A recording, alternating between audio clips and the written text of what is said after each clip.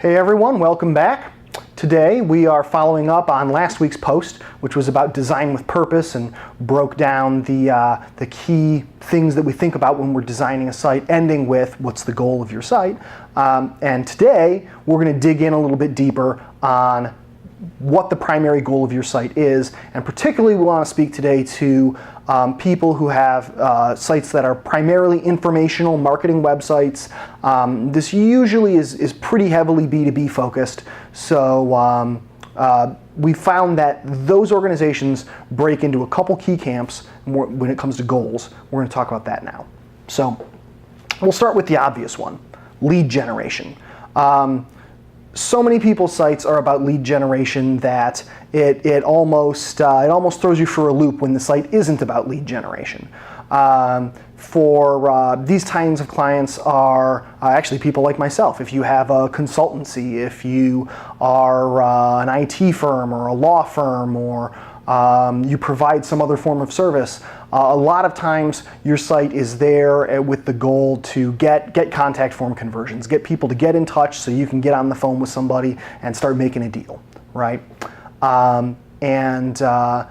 We focus on that so much that I think we sometimes forget that there's a whole other aspect to your site. And this is what we run into when we talk usually with I'm going to say larger, more industrial clients. The classic one here is like a machine shop or a manufacturer, where we talk to them on the phone. They say, I'm thinking about doing my website, but honestly, I don't really use my site for lead generation. And that may be true. Although usually lead generation is still some part of that pie. Nobody wants to neglect it entirely. People say, you know, I don't use it for lead generation, and there's a party that goes, well, what is it for then? And it's for brand reinforcement. So let's talk about what brand reinforcement is. Brand reinforcement is when your sales process doesn't start with the website. It starts maybe, again, if you're in an industrial setting, a lot of times it's about who you know, it's about connections that you've got. It may be embedded salespeople or people really hitting the pavement and going door to door, whatever it is. The process doesn't start with the website. You may even have a sales meeting, you go in and you give a presentation, and you try and get your message across, and then you pack up your stuff and you leave. And then what does your potential client do? Well, they go online and they go check out your website. There's an old saying that people decide emotionally and then justify rationally. And I think that's a big part of what this is. People, they have that initial first impression. They go, oh, I like these guys, oh, I don't like these guys. But then they want that impression, and hopefully if it's a good impression, to be reinforced by something. That they want to go through that process of justifying it rationally and reassuring themselves that they've made the right decision. And that's when they go online and they just go, I just want to make sure that these people are legit, that they've got their stuff together, that their site looks good, that it shows that they've been around for a while.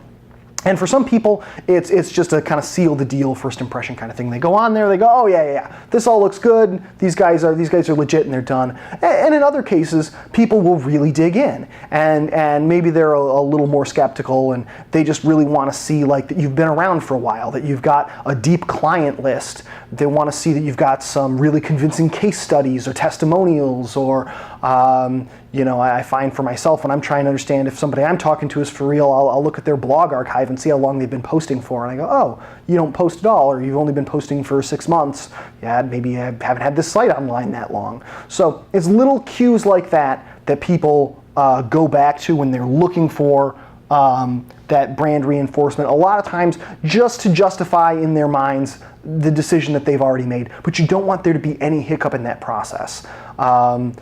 First impressions are important, but then when people step back from that and the glow of the meeting fades, you want to make sure that every time they interact with you, they're getting that same positive vibe of like, yeah, this is a good decision. I'm going to be okay showing this to my boss when I make my recommendation on what we're going to do. And that's what brand reinforcement is about. It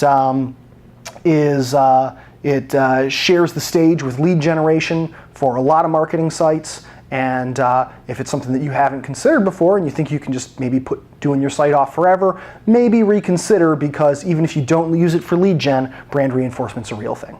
Okay, Next week, we're going to dig in a little more on other ways that you can help reinforce brand on your site, and some simple things you can do to really convince people that you're for real and not just, a fake company. Anyway, we'll cover that next time.